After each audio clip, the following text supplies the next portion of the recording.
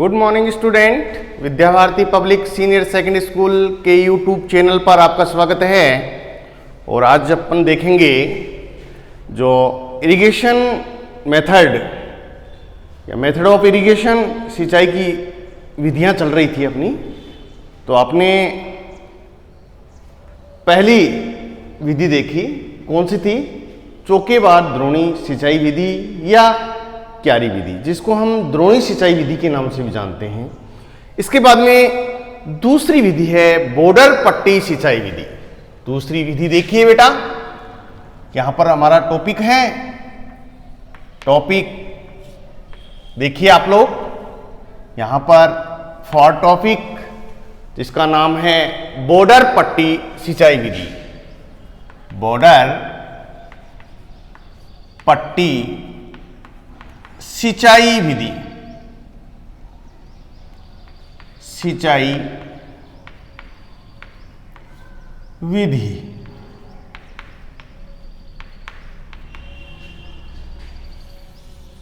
यहां पर हम इसको इंग्लिश में भी लिख सकते हैं, देखना, बॉर्डर, ठीक है, border strip, STRIP, strip irrigation, irrigation method, ठीक है बेटा। ये देखिए बॉर्डर स्ट्रिप इरिगेशन मेथड, देखिए border strip irrigation method, border पट्टी सिंचाई विधि। अब इसके बारे में मैं आपको पहले चित्र बता रहा हूं यहां कि बॉर्डर पट्टी क्या होता है। यहां पर देखेंगे आप लोग, ये देखिए बेटा, इस प्रकार से खेत को समतल कर लिया जाता है। और खेत को समतल करने के बाद में क्या करते हैं, इस प्रकार से छोटी छोटी यहां पर बॉर्डर बनाई जाती है, यहां इस प्रकार से, ठीक है। अभी मैं बताऊंगा आपको, ये देखिए, ये देखिए, इस प्रकार से हमने ये बाउंड्री बना दी है। और ये पानी के लिए नाली है, सिंचाई, जिसको सिंचाई नाली बोलते हैं आप। तो यहाँ पर देखना, ये ऊपरी छोर पर पानी छोड़ा जाता है इस प्रकार से, ये देखिए आप लोग,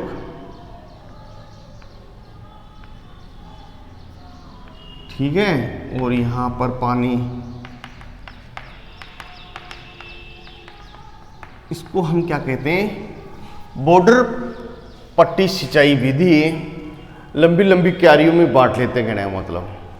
और ये देखना बेटा, इस विधि के बारे में जानना, ये विधि ढाल वाले क्षेत्रों में अपनाई जाती है। कहाँ? ढाल वाले क्षेत्रों में, जिन क्षेत्रों में ढाल होता है वहां पर ये बॉर्डर पट्टी सिंचाई विधि अपनाई जाती है, ठीक है। खेत के ढाल की दिशा में, खेत के ढाल की दिशा में लंबी लंबी पट्टियां, यहां पर इसने ये लंबी लंबी पट्टियां, ठीक है, समांतर रूप से बना लिया जाता है। और प्रत्येक पट्टी के ऊपरी ओर से पानी छोड़ा जाता है। देखिए यहां से ऊपरी ओर से, मैंने आपको बताया, ऊपरी ओर से पानी छोड़ा जाता है।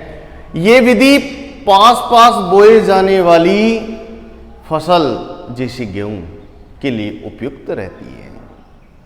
बहुत ईजी है, 2 लाइनों में इसकी परिभाषा बता रखी है कि बॉर्डर पट्टी सिंचाई विधि क्या है।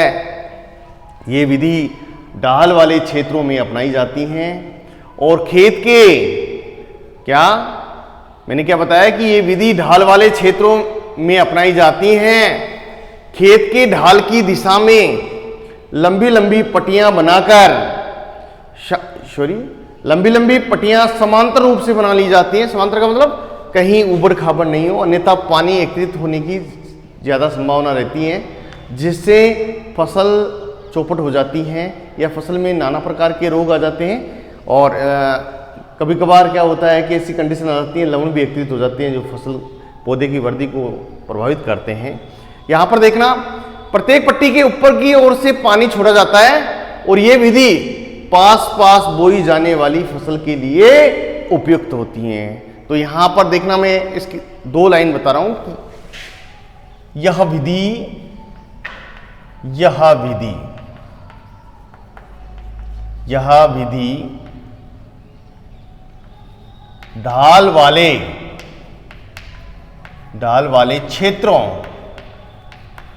क्षेत्रों में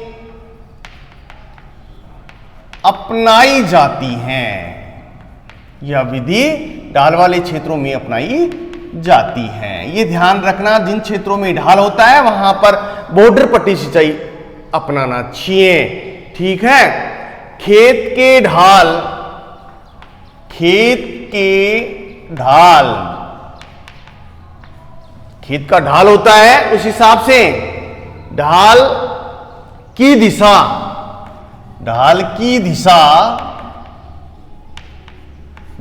दिशा में लंबी लंबी पट्टियां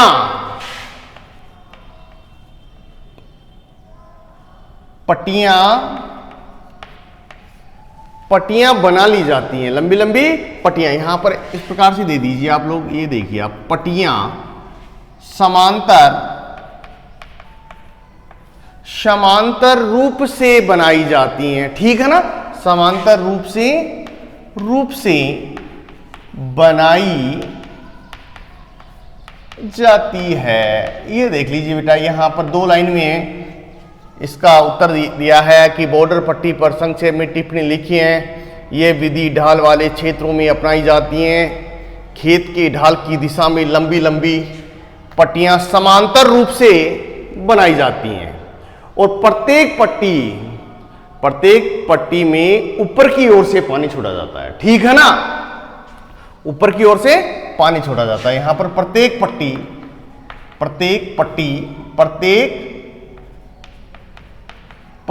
के ऊपर की ओर पानी छोड़ा जाता है।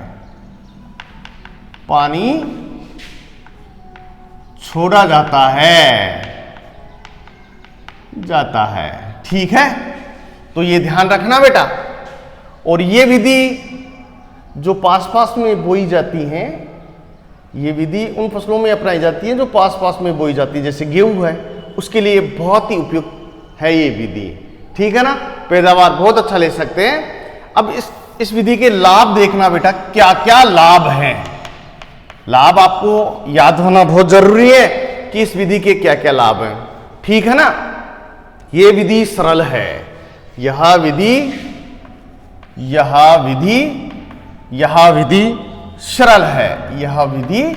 सरल है। ये देखिए बेटा, नंबर 2 सरल है। खेत को समतल कर लिया जाता है, उसके बाद में लंबी लंबी पट्टियों में इसको बांट दिया जाता है।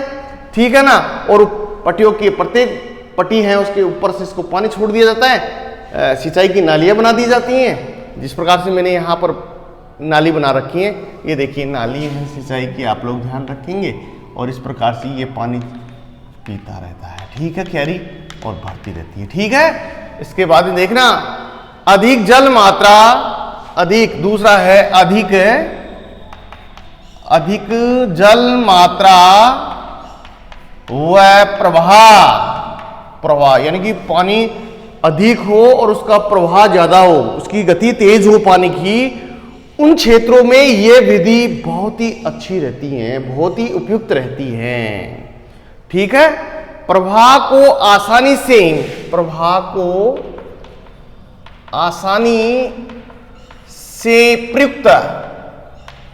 प्रयुक्त किया जा सकता है।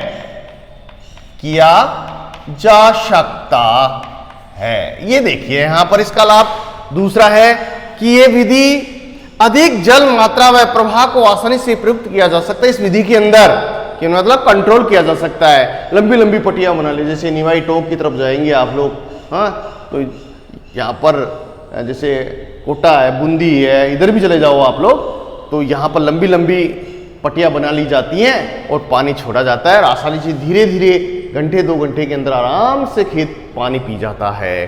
ठीक है ना, इसमें पंजाब में भी ऐसा ही का बॉर्डर पट्टी अपनाई जाती है। ठीक है ना, किया जाता है दूसरा है निराई गुड़ाई तथा मशीन के प्रयोग में सुगमता रहती है। तीसरा लाभ है निराई गुड़ाई व मशीन प्रयोग में सुगमता रहती है। कैसे बेटा? क्योंकि इसके अंदर मेड़ व सिंचाई नालियां बहुत कम रहती हैं। ठीक है ना, रहती तो है लेकिन बहुत कम रहती हैं। इससे निराई गुड़ाई व मशीन का कार्य सरलता पूर्वक किया जा सकता है। जैसे चौकेबार विधि में परेशानी थी ना, इसमें ये परेशानी नहीं रहती है। इसके बाद में चौथा लाभ है इस विधि में जल निकास की समुचित व्यवस्था हो जाती है। जल निकास आसानी से हो जाता है, आसानी से हो जाता है। ये देखिए बेटा, ये आप लोग ये 2-3 लाभ लिखेंगे। बोर्ड उठाता है प्रश्न कि बॉर्डर पट्टी सिंचाई विधि पर संक्षेप टिप्पणी लिखिए तथा इसके लाभ व हानि, या फिर बॉर्डर पट्टी के लाभ और हानि बताइए। तो आप लोगों को प्रश्न याद होना चाहिए। यदि प्रश्न याद है तो उत्तर अपने आप ही आपको याद आ जाएगा, क्योंकि प्रश्न बनाना अभी आना चाहिए आपको। जैसे मैंने यहां बना दिया है, बॉर्डर पट्टी सिंचाई विधि पर संक्षेप में टिप्पणी लिखिए, या फिर इसका प्रश्न बन सकता है बॉर्डर पट्टी सिंचाई विधि का लाभ और हानि बताइए। तो इसके बाद में हम हानियां देखेंगे। हानियां, ठीक है ना, हानियां देखिए। नंबर 1 हानि देखिए, यह विधि उबड़ खाबड़ भूमियों में नहीं अपनाई जा सकती है। उबड़ और खाबड़ मतलब ऊंचा नीचा। उबड़ खाबड़ भूमि में यह विधि नहीं अपनाई जा सकती है। यह विधि नहीं अपनाई जा सकती है, ये देखिए बेटा, ठीक है। और यह विधि धान जैसी फसलों के लिए उपयुक्त नहीं है। यह विधि धान जैसी फसलों के लिए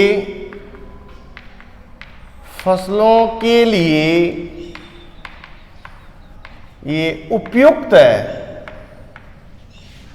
नहीं रहती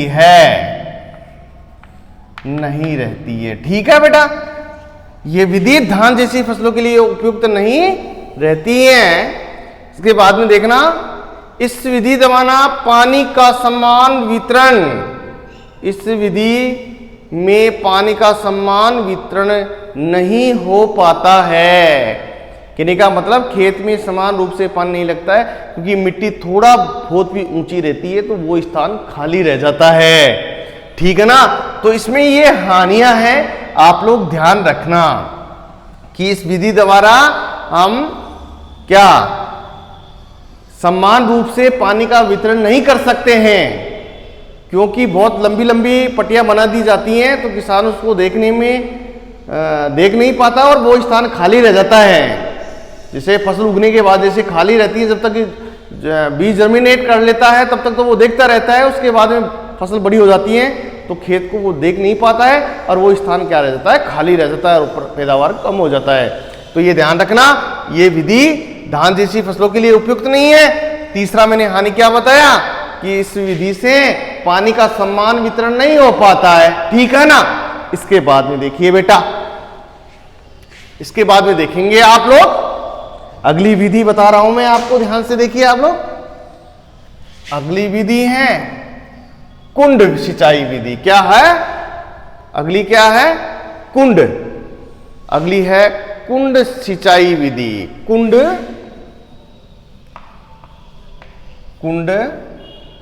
सिंचाई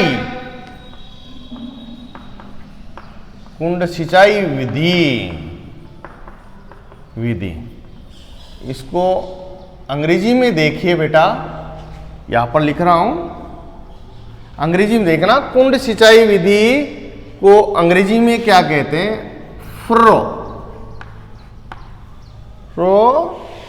irrigation method, irrigation method, METHOD method. ये देखिए यहां पर मैंने इसकी अंग्रेजी बताई है FURROW, फ्रो इरिगेशन मेथड। इसको हम कुंड सिंचाई विधि कहते हैं। तो आप लोग सबसे पहले इसका चित्र देखिए। ये देखिए मैं इसका चित्र बना रहा हूं बेटा।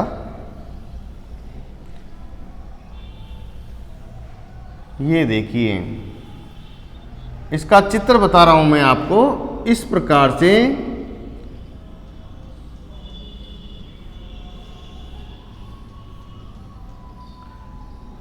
फिर हम इसको इस प्रकार से भी बता सकते हैं। देखिए छोटी छोटी लाइनों के अंदर ये कुंड बना लेते हैं, ठीक है ना। ये बना दो, ऐसे बना दो आप लोग, चाहे वैसे बना दीजिए आप लोग, जो आपकी इच्छा हो उस प्रकार से बना दीजिए, ठीक है ना। इस प्रकार से ये लाइनें बराबर होनी चाहिए। यहाँ पर देखो, यहाँ पर थोड़ा सा ज़्यादा ले लिया है मैंने। इस प्रकार से कुंड बनाया जाता है, ठीक है ना। तो ये देखिए आप लोग, यहाँ पर देखना थोड़ा सा अच्छा नहीं लग रहा है चित्र, इसको दोबारा देखेंगे आप। स्केच से सही बनेगा, अपनी कॉपी के अंदर बना लेना, स्केच से सही बन जाएगा। इसको हम फेरो इरिगेशन मेथड कहते हैं। तो देखिए आप लोग इस प्रकार से आप लोग बना लीजिए, ठीक है ना। इसको हम क्या कहेंगे, फेरो इरिगेशन मेथड, ठीक है ना बेटा। ये देखिए आप लोग,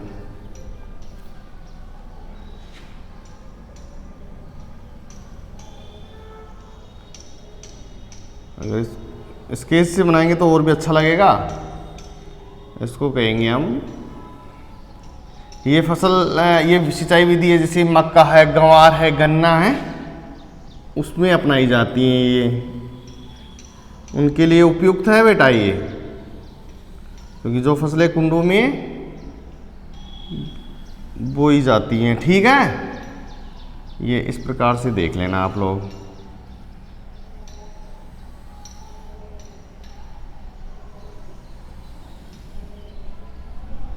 ये देखिए आप लोग,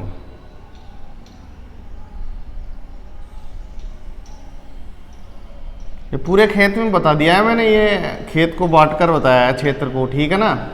इस प्रकार से ये देखिए, इधर देखिए, ये देखो फिर यहाँ इधर घुस रहा है ये देखिए बेटा, इसको कहेंगे हम फ्लो इरिगेशन मेथड। यहाँ पर हम छोटी छोटी, यहाँ पर ये यहाँ सिंचाई नाली है, यहाँ क्या है, सिंचाई नाली, सिंचाई नाली, नाली देखिए, ठीक है। ये पानी है, तो हम यहाँ पर जिस प्रकार से पानी छोड़ रहे हैं तो धीरे धीरे ये फ्लो में जाएगा, कुंड में जाएगा, और आगे आगे ये फैलता हुआ चला जाएगा, ठीक है। तो इसके अंदर ज़्यादा मेड़े वगैरह, सिंचाई नालियाँ नहीं बनाई जाती हैं। तो ये विधि बहुत अच्छी है, ध्यान रखना। इसके बारे में मैं आपको बता रहा हूँ, संक्षेप में समझिए आप लोग, ठीक है ना बेटा। तो इसके बारे में मैं बताऊंगा आपको कि कुंड सिंचाई विधि क्या है। ये विधि उन क्षेत्रों के लिए अपनाई जाती हैं, यह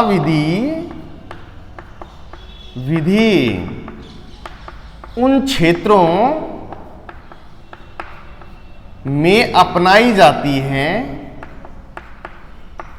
अपनाई जाती है। यह विधि उन क्षेत्रों में अपनाई जाती हैं जिन फसलों को कुंडों में बोया जाता है। ये देखना, ये विधि उन फसलों के लिए, आप लोग ऐसे लिख सकते हैं, ये विधि उन फसलों के लिए अपनाई जाती है। ये सही करो इसको, उन फसलों, ये विधि उन फसलों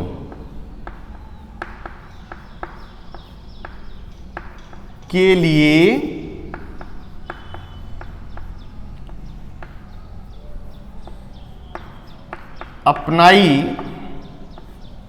अपनाई ये विधि उन फसलों के लिए अपनाई जाती हैं जिनको कुंडों में बोया जाता है, जिनको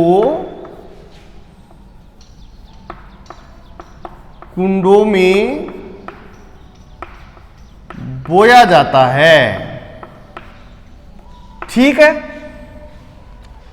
जैसे मैं आपको फसल भी बताया, जैसे मक्का है, गन्ना है और गवार है, ये उन फसलों के लिए बहुत बढ़िया विधि है सिंचाई की।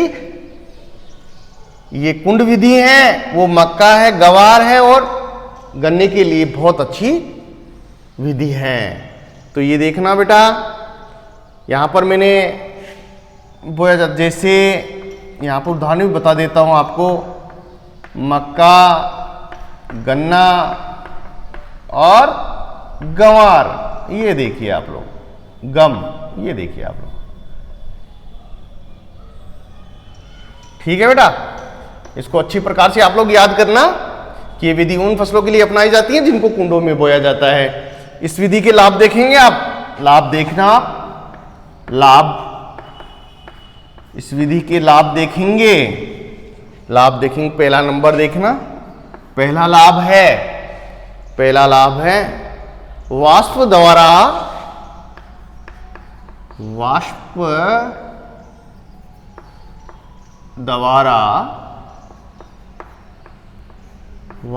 द्वारा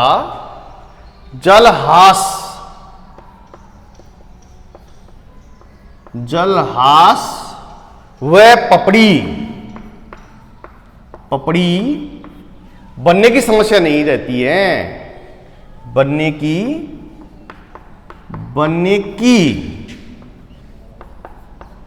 समस्या नहीं रहती है। ये देखिए, ये बहुत अच्छी विधि है किसमें जल का वाष्प भी नहीं होता है, जल की हानि नहीं होती है, बहुत कम होती है, होती भी है तो बहुत कम होती है, वह पपड़ी बनने की समस्या नहीं रहती है। ठीक है ना। तो ये गन्ने के लिए बहुत बढ़िया सिंचाई विधि है, क्योंकि गन्ने में यदि पपड़ी बन जाती है तो जर्मिनेट नहीं होता है पेडी का, तो ये ध्यान रखना, ये विधि अपना सकते हैं आप। इसके बाद में देखना, मजदूरों की कम आवश्यकता होती है। दूसरा क्या है, मजदूरों की, इस विधि में मजदूरों की कम आवश्यकता होती है, कम आवश्यकता रहती है। ठीक है। इसके बाद देखना, बलुई मृदा में उपयुक्त नहीं है, यह विधि बलुई मृदा में उपयुक्त नहीं है, ध्यान रखना है। यह विधि बलुई मृदा में उपयुक्त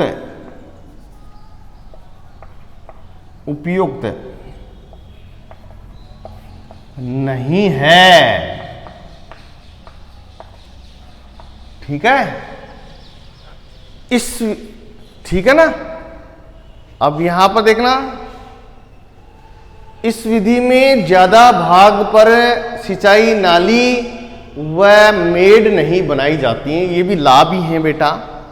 देखना इस विधि को, ये विधि उन फसलों के लिए, कौन सी कुंड सिंचाई विधि, ये विधि उन फसलों के लिए अपनाई जाती है जिनको कुंडों में बोया जाता है, जैसे मक्का, गन्ना और गंवार। ठीक है। लाभ आपको मैंने बताया है, वाष्प द्वारा जलहास व पपड़ी बनने की समस्या नहीं रहती है, मजदूरों की कम आवश्यकता रहती है, ये विधि बलुई मृदा में उपयुक्त नहीं है। और चौथा लाभ आप लिख सकते हैं, इस विधि में अधिक भाग पर मेड व सिंचाई नालियां नहीं बनाई जाती हैं, तो भूमि का बड़ा भाग बच जाता है। ठीक है ना, जिससे हमारा पैदावार अच्छा होता है। अगर सिंचाई की नालियां और मेड में भूमि का बहुत सारा भाग ढक जाता है तो पैदावार भी कम होगी। इसमें देखना, फुर्रो विधि में ज्यादा भाग नहीं खराब हो रहा है तो पैदावार अच्छा होगा। इसके लिए हानि देखेंगे बेटा, हानि कौन कौन सी है। हानियां, ठीक है ना, हानियां भी होना, क्योंकि लाभ होंगे तो हानियां जरूर होती हैं, ठीक है। ये विधि बलुई मर्दा में उपयुक्त नहीं है, ठीक है। ये आप लोग ये हानि के अंदर यहाँ तीसरा था, मैंने हानि में यहाँ लिख दिया लाभ की बजाय, ठीक है। यहाँ पर देखिए आप लोग हानि, अधिक वर्षा वाले क्षेत्रों में ये विधि उपयुक्त नहीं है। अधिक वर्षा वाले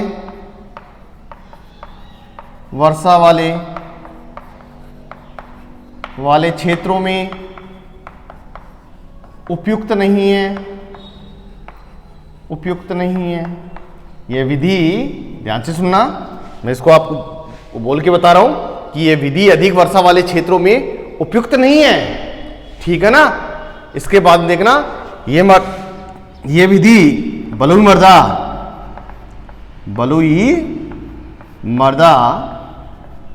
में उपयुक्त नहीं है, ये देखिए बेटा, ये विधि बलुई मर्दा में उपयुक्त नहीं है, ठीक है। इसके बाद में देखना, मेड़ों पर लवण एकत्रित हो जाते हैं, ये बहुत बड़ी समस्या है। मेड़ों पर, यहां जो मेड़ बनी हुई है ना, ये देखना आप लोग, जैसे हल के साथ में निकलता ना, प्रो हल के द्वारा निकलती है मिट्टी, दोनों साइड में गिरती है तो डोली सी बन जाती है, मेड़ सी बन जाती है, देखा आपने। हाँ, तो मेड़ पर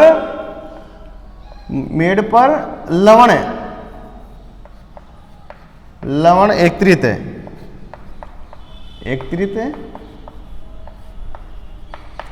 हो जाते हैं, जो पौधे की वृद्धि को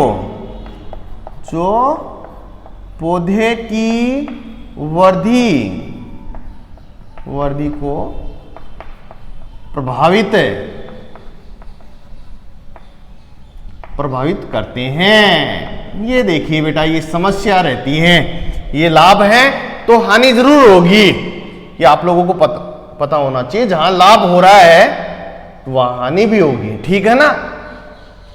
तो यहां पर कुंड सिंचाई विधि के बारे में आपको सचित्र वर्णन कराता है, तो आप लोग आसानी से इसका चित्र बनाकर आप इसका उत्तर दे सकते हैं, ठीक है। उसी प्रकार से आप लोगों को बॉर्डर पट्टी का सचित्र वर्णन करा रहा है, तो आप लोग इसके बारे में भी सचित्र वर्णन कर सकते हैं, ठीक है ना। तो इसके बाद में देखना बेटा, यहां आप लोग अगली सिंचाई विधि है अपृष्ठीय व अधोभूमि सिंचाई विधि। आप अपृष्ठीय या अधोभूमि सिंचाई विधि भी कह सकते हैं, जिसको आप लोग सब सरफेस इरिगेशन मेथड के नाम से जानते हैं, ठीक है ना। तो ये देखिए बेटा, आपका जो अगला बिंदु है उसके बारे में जानकारी प्राप्त करना, ठीक है।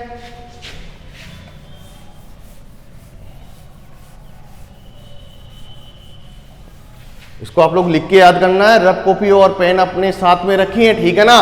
तो आप लोग देखिए, अपृष्ठीय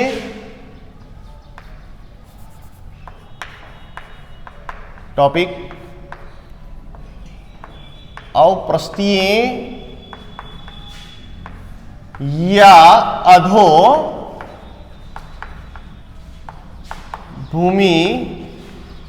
अपृष्ठीय या अधोभूमि सिंचाई विधि, ठीक है। क्या सिंचाई, ये देखिए सिंचाई, ये देखिए आप लोग लिख सकते हैं अपृष्ठीय या अधोभूमि सिंचाई, ठीक है। इसमें देखना, अधोभूमि में क्या होगा बेटा, एक तो स्प्रिंकलर सिस्टम है, एक माइक्रो ड्रिप है, ठीक है। माइक्रो इरिगेशन, जिसको आप लोग बूंद बूंद या टपकाव के नाम से, टपकाव विधि भी कह सकते हैं आप लोग। किसको, जिसको आप लोग बोलते हैं, क्या बोलते हैं, अपनी आम भाषा में बोलते हैं ना, ड्रिप बोलते हैं। आप लोग अपनी आम भाषा में क्या बोलते हैं, ड्रिप बोलते हैं, ठीक है। जो एक छिद्र के माध्यम से बूंद बूंद करके आता है और सीधा पौधे की जड़ क्षेत्र तक पानी पहुंचाया जाता है, ठीक है। तो यहां पर देखना, अपृष्ठीय या अधोभूमि सिंचाई विधि, इसके अंदर एक तो स्प्रिंकलर सिस्टम और एक है क्या, माइक्रो इरिगेशन या ड्रिप इरिगेशन, ठीक है। तो इसमें क्या होता है, स्प्रिंकलर सिस्टम में क्या होता है कि इसको कृत्रिम रूप से वर्षा के रूप में डाला जाता है। इसको, इस विधि को, स्प्रिंकलर सिस्टम को किस विधि से कह सकते हैं हम, कृत्रिम वर्षा विधि भी कह सकते हैं, ठीक है। इसके बाद में देखना, इसके जिस प्रकार से अन्य सिंचाई विधियों के लाभ देखा है आपने, उसी प्रकार से इसके भी लाभ हैं, कि इस विधि को हम उबड़ खाबड़ वाले क्षेत्रों में अपना सकते हैं। जैसे ये हम जो ये कुंड सिंचाई विधि है, और ये जैसे अभी ढाल वाले क्षेत्र में मैंने आपको बॉर्डर पट्टी सिंचाई विधि के बताया है, जिसको हम बॉर्डर स्ट्रिप इरिगेशन मेथड के नाम से जानते हैं, ठीक है ना। तो ये बहुत सारे क्या होते हैं बेटा, उबड़ खाबड़ क्षेत्रों में नहीं अपना सकते हैं, लेकिन हम यहाँ पर स्प्रिंकलर सिस्टम को आसानी से अपना सकते हैं। तो यहां पर देखना, इसकी अधोभूमि सिंचाई, ठीक है, इसको हम सब सरफेस इरिगेशन, सब सरफेस इरिगेशन, ठीक है ना। यहां पर देखना, इसकी परिभाषा आप लोग एक बार जानकारी प्राप्त करेंगे कि अपृष्ठीय या अधोभूमि सिंचाई विधि, जैसे अन्य मेथड्स के बारे में देखा है, उसी प्रकार से आप अपृष्ठीय या अधोभूमि सिंचाई विधि कि इस विधि में क्या होता है, इसमें धरातल के नीचे पानी छोड़ा जाता है, ठीक है ना, उसको हम अपृष्ठीय या अधोभूमि सिंचाई विधि कहते हैं। तो यहां पर इसकी ये जो विधियां हैं वो निम्न प्रकार से हैं, ठीक है। जो अपृष्ठीय या अधोभूमि है वो एक निश्चित गहराई पर कृत्रिम जल स्तर बनाए रखकर फसल को जल आपूर्ति की जाती हैं। ये विधियां निम्न प्रकार से हैं। पहला है बौछारी सिंचाई विधि। पहला क्या है, बौछारी सिंचाई विधि, ठीक है, बौछारी सिंचाई विधि।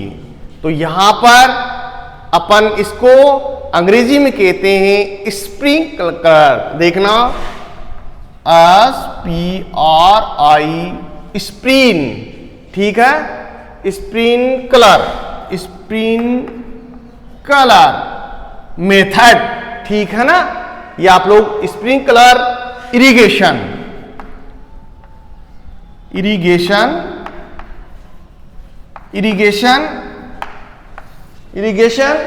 मेथड, ठीक है ना।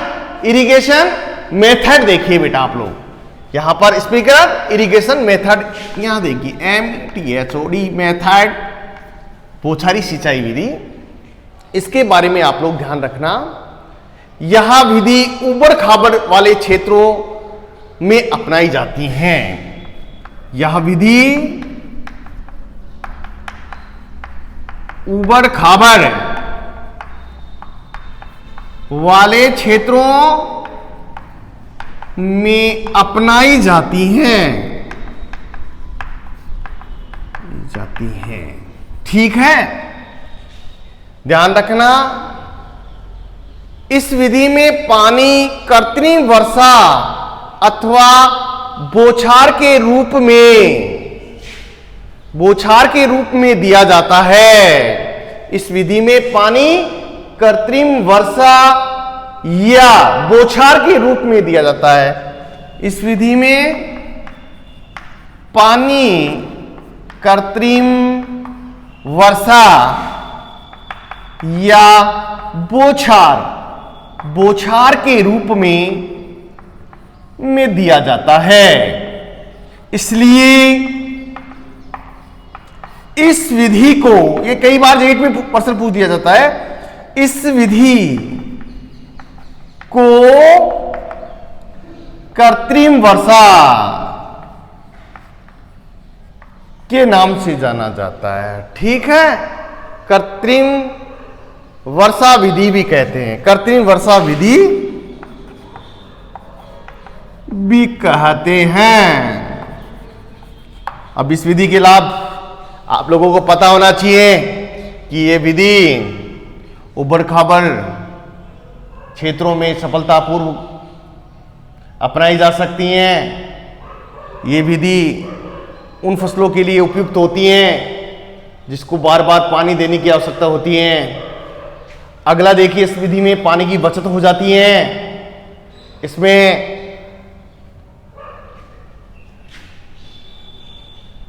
इस विधि के अंदर